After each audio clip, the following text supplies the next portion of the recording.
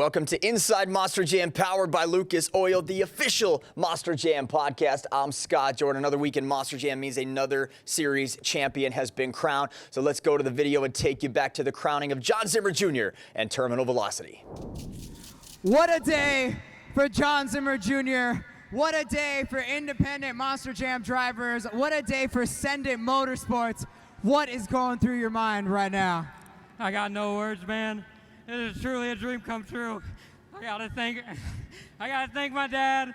I gotta thank Don and Carol Ann back in Michigan, back home supporting us, letting me come rip this truck up for you fans and chase my dream. Only thing I've ever wanted once I started doing this was to come out on top and prove that the independent drivers belong here and we can rip it up just with anybody else. And that's what we did just here tonight. You put in so much hard work. Even today in the event that you clinched, you guys were back there fixing a transmission. Does this make it worth it? It makes it all worth it. CP3 and Matt Cody and I were back there changing my transmission. We had no idea that I had clenched it. We were thrashing to make it back because that's the only thing on my mind when I come out here and drive this truck is to leave you fans satisfied. I didn't know. I'm so pumped. They told us that we clenched it right before I went for freestyle. Made it all worth it. Came out here, threw it down. Crazy save right here on the pod. Amazing stuff here this season. I'm so happy. I got no more words for it. Very emotional moment in Monster Jam history. So without further ado, let's fire up the Zenny Optical Hotline and welcome in the champion from Arena Championship Series Central, John Zimmer Jr. John, welcome back to Inside Monster Jam. Congratulations, man. What a moment for you. Thank you, man. It's good to be back. I feel like it's the only time we get to talk, Scott, so this is a good time to talk. This is the only time we get to talk, but we are going to be in Athens, Georgia together, Terminal Velocity and me behind the desk. So get your tickets at monsterjam.com. Let's talk about this groundbreaking moment for you and your team, man. You made history as the first independent Monster Jam driver to win an MJ Series. At the time that you're accepting this trophy, are you able to comprehend exactly what this moment not only meant to you, but fans and drivers everywhere? I definitely couldn't comprehend it at all. There's so many emotions going through my brain.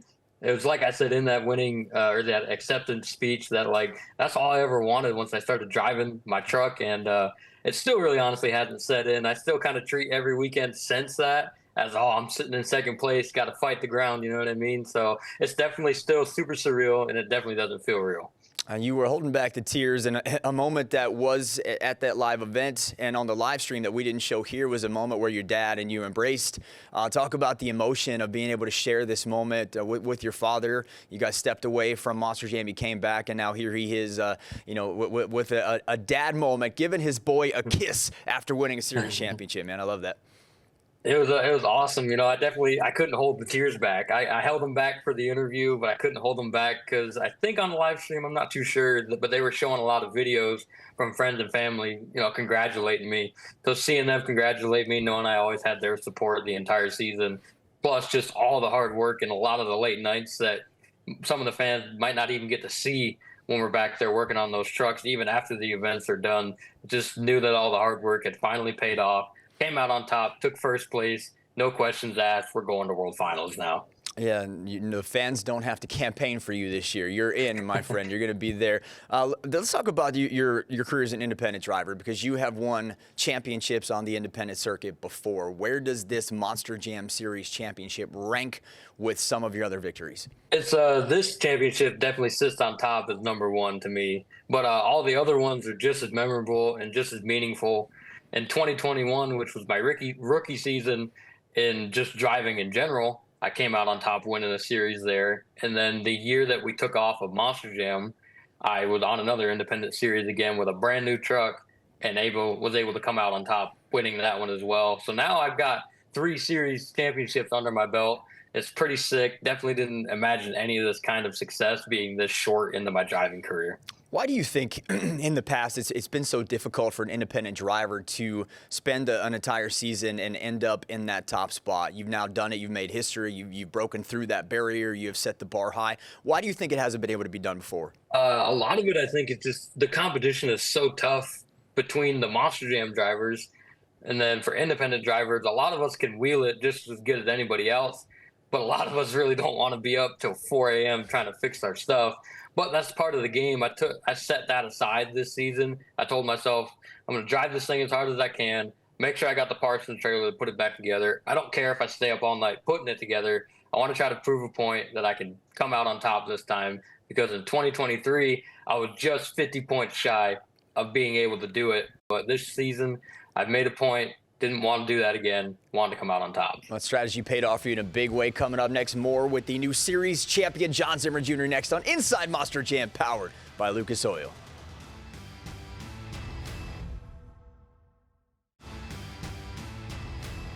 Welcome back to Inside Monster Jam, powered by Lucas Oil. This week, I am joined by Arena Championship Series Central champion John Zimmer Jr. So, John, you were talking about your philosophy of trying to send this thing into the ground, not caring how much time you had to spend on the truck. But you had a great crew backing you. Not only did you have your dad, who also had to worry about driving Zombie, but you had the technician that you affectionately refer to as CP3. We know him as Chucky Pauken the third. So, talk about that relationship that you had with your father and with Chucky on this series and the impact that they had on keeping terminal velocity competitive. Well, they were the whole reason I was able to have that mindset of not caring how long it's going to take us to put this truck back together, because my dad has been in the industry for 25 years. He knows these trucks inside and out. And then Charlie Pauken III is probably one of the best crew chiefs that I've had, besides of my dad, that has been able to spin a wrench on these trucks. He has really picking up on the mechanical side of monster trucks in general. Like in the shop during the week, I really don't touch my truck that much because he's already got his own plan. He's already going through my truck as well as dad's.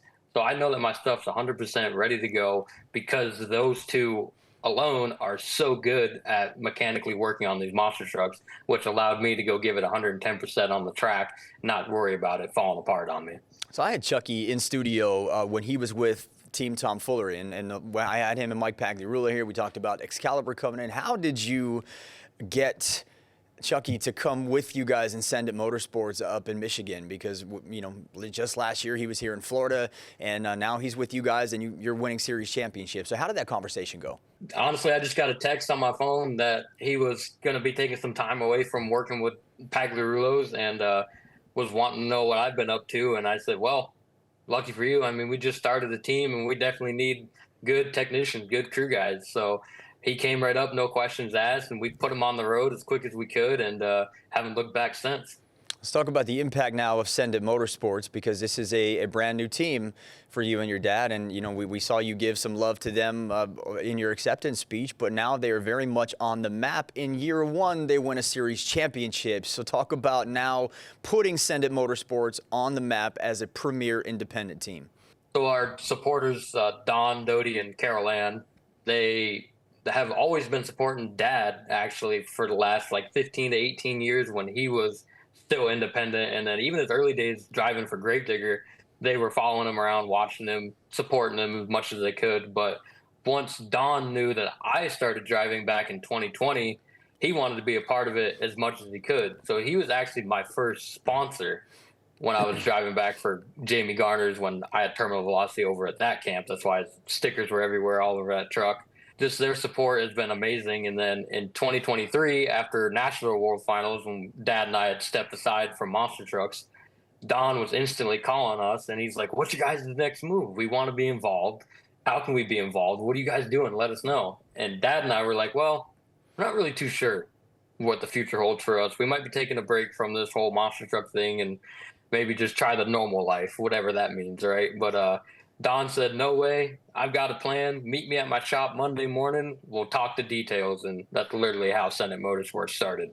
I love it. Now that you have a series win under your belt, you're going to move on to World Finals. Do you think that this puts more of a spotlight on your team as to maybe become a premier destination for aspiring technicians and drivers to want to hit up and head out to Michigan and make their dream a reality with you guys?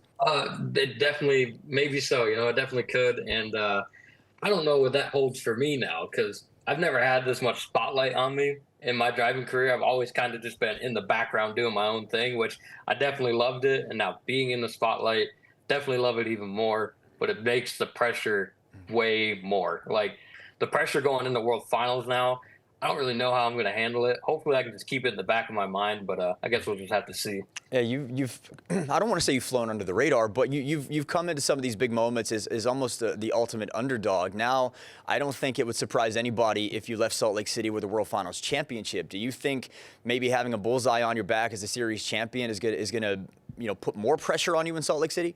It's going to put more pressure on me as a driver personally, but I also think it's going to put pressure on drivers because now I'm on their radar.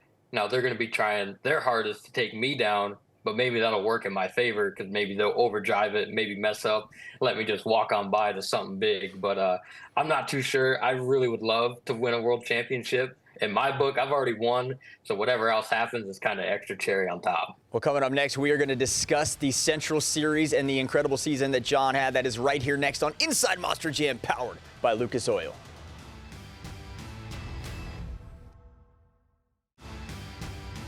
We are back with more Inside Monster Jam, powered by Lucas Oil. I'm Scott Jordan. This week, I'm joined by Terminal Velocity's John Zimmer Jr. as we discuss his Central Series championship.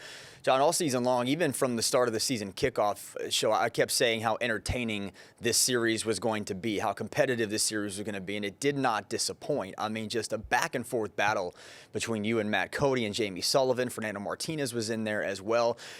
Talk about this series and these competitors, because at this point, having to go head-to-head with those three night after night, and even everybody else on your series, you have to be incredibly battle-tested at this point, right? It's definitely no joke. When I saw that lineup before the series even started, I was like, wow, definitely got my work cut out for me this season compared to the last one back in 2023. But I definitely didn't expect it to be that neck and neck the whole time. I was watching other series go on throughout the season, top three guys or even just the top two guys kind of pull away, and then everyone else is kind of left in the dust. But our series definitely wasn't that way. Top four guys were literally separated by 10 points within 3 weeks. So it was literally no telling who was going to be out on top after each event because there's so much switch up in the point standings. It was honestly insane. I loved watching it. I loved being a part of it. It was awesome.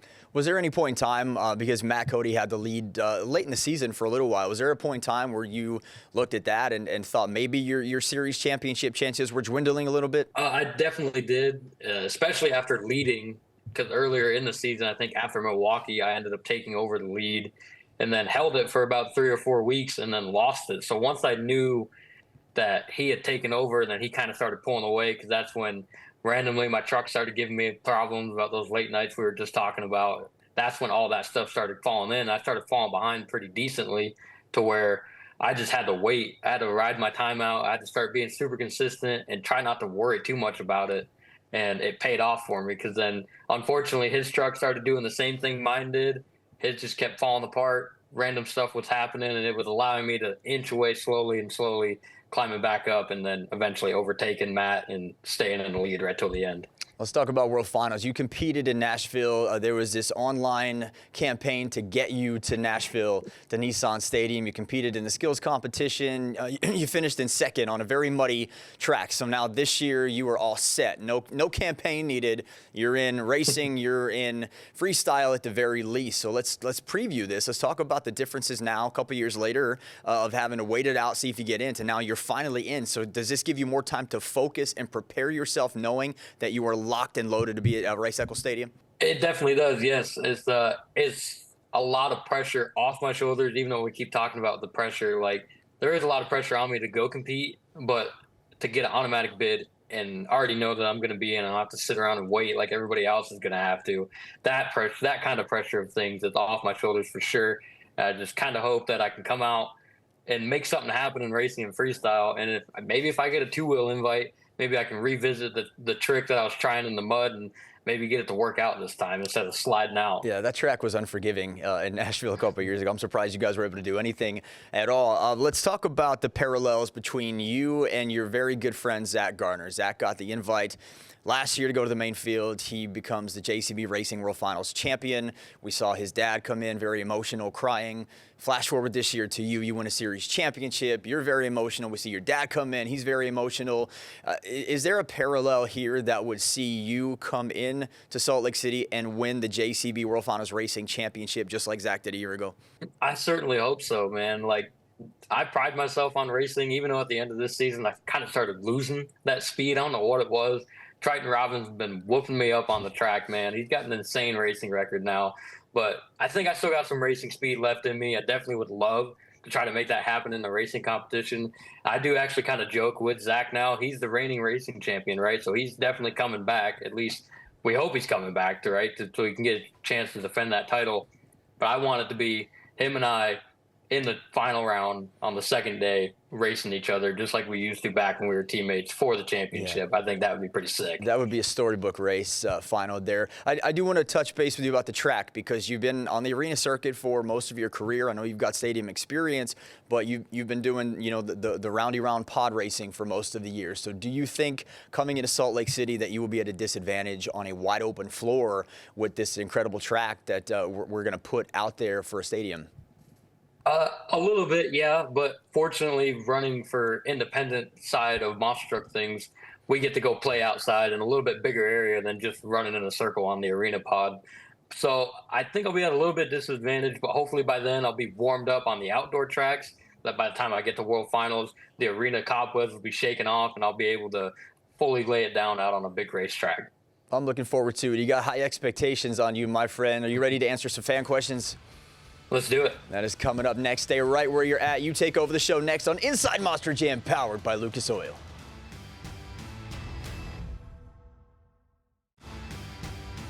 Welcome back to Inside Monster Jam, powered by Lucas Oil, the official Monster Jam podcast. My guest this week is the newly crowned Arena Central champion, John Zimmer Jr. We are going to fire up the Instagram. You can get involved in the conversation by following me at Scott Jordan MJSX. And let's hand the show off to our fans and hear what they want to ask you. Eli Steele 35 says, was there a specific moment or win that happened this year that helped build momentum for you and your team? Rosemont, the weekend of the Rosemont event, I don't remember exactly which event it was, but I won racing, I won two-wheel, and then that was back when we had skywheelies too in the arenas. Didn't do that great in the skywheelies, but I was just having a really good run in freestyle, and I was like, you know what, let's throw in a backflip. That would be my second backflip of the season.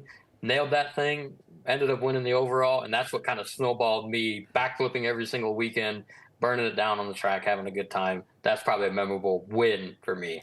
You have some memorable runs for me because we're doing Arena in 30 as well on Racer Network, so we get to chronicle your series along with the East and West. And I felt like every time you won an event championship, your confidence was so high, and you were reminding everybody just how many of those championships you had won, and that you had won more than anybody else on the series, man. So I felt like you had this momentum building all year, and it showed as your confidence started building at midseason. Brennan Jopp is asking, what is something technical that you do to get the truck upset during a freestyle run so you can have one of the crazy ragged edge freestyles you're known for at independent events on the biggest stage in the sport? It's a great question. Purposely tripping the truck up. So instead of just jumping the pod to downside or just jumping up onto it, jumping it just enough to where the truck will trip up and get crazy, get up on the front wheels, or even it'll get up on one wheel sometimes, which is how we get into the crazy sidewall saves. Or in my experience this year, I haven't saved a single sidewall. I've crashed every single one of them. So at least it produces a pretty crazy crash. Love that. ROR Monster Jam Live, which I assume stands for Rigs of Rods, is asking, what was it like going from dominating in virtual monster trucks to dominating in real life? And I do want to remind everybody, our fans that may not have seen your previous episode, Terminal Velocity was born in the digital world, and now it's won a series championship. And I guess now it has merged over seamlessly from the virtual world right to the real life world. And as well as Fern, like we were talking about the competitiveness on our series, I was competing with Fern back when we were 15, 16 years old on video games, racing monster trucks. So it was super cool this season to do that. So definitely it merged over seamlessly between him and I as well to just go out there and rip it. Would it be a full circle moment for you to see Terminal Velocity on Monster Jam Showdown as now a fully fledged part of Monster Jam video game, taking it from Rigs of Rods to Showdown? That would be quite the journey for you. Yeah, that would be absolutely sick. And I do play that game every now and then on the little bit of off time that I have running up and down the road in the semi. I'll pop that thing in on the Switch and play a little bit. It's fun. It'd be sick to see my virtual creation from 10 plus years ago back on the, I guess it'd be the main stage of video games. That's right. All right, Liam, the Monster 05, does have a question about Terminal Velocity. He's asking, what made you come up with that name? A bunch of buddies, we were all trying to come up with our own monster truck names for the virtual world. we were all just, I guess, spitballing, as you would call it in the writing world, just trying to figure out what would stick. And Chadwick, one of my buddies, just randomly said terminal velocity, and I heard him say it, and I was like, wait a minute, that's a pretty good name. That sticks with me. So I ended up riding with that, and definitely didn't think I would stick with it this long, but we brought it right from the game right to real life. Does this Chadwick get any type of props for the series championship win since he had sort of spitballed the name out? Maybe a little bit. It was like 10 years ago. So. All right, no problem. Mike Trapper 04 is asking, what world championship would you like to win the most? You said you're a racer at heart, so would it be the racing competition that you would, if you could only pick one and have your choice, which one would it be? It would be 100% the racing competition, because growing up, going to the World Finals in Vegas, all of those championship final round races were always wild at that stadium. So I definitely want to get up on that, get up in the racing competition and win that. Big Yoda the man says, if there's one driver you wanted to beat in the final round of the World Finals for your first championship, who would it be and why? I think you sort of already answered that question with Zach Gardner, but is there another dream matchup that you would like to be able to climb that mountain to? Yeah, other than Zach Gardner, it would be, I guess it'd be really cool to go up against one of the Andersons, like Ryan or Adam. They've been in it for so long, and it'd definitely be cool to race up against them. Jezra 25 is asking, this is the last question, what would you say to someone young who wants to be in this sport, and how can they reach their goals? So from a kid who grew up playing rigs of rods to now being a series champion, possible World Finals champion, what would your advice be to that same kid that you were 10 years ago? Just to try to get your feet wet in any way you can at the events. I mean, it could just start as going to the event as a fan and trying to talk around. Don't be like, just trying to like shove it down them that you really want to be in, which everyone has a dream and they really want to do it. But you got to get your feet wet. You got to start talking around, asking around who you can get in the door with, which for us to get in the door with is the easiest way is independent teams, kind of go around to their shows, get to talking with them, and that's probably how you could get after it. It's great advice, but John, congratulations on an incredible season, a big series win. Good luck in Salt Lake City, and I will see you in Athens, man. Looking forward to it. Yeah, man, I can't wait to see you back behind the mic at a live event. That's right. Sick. Got to get the rust off. Got to get my feet wet again. Right. That's all the time we have. I'll see you right here next week on another brand new edition of Inside Monster Jam, powered by Lucas Oil.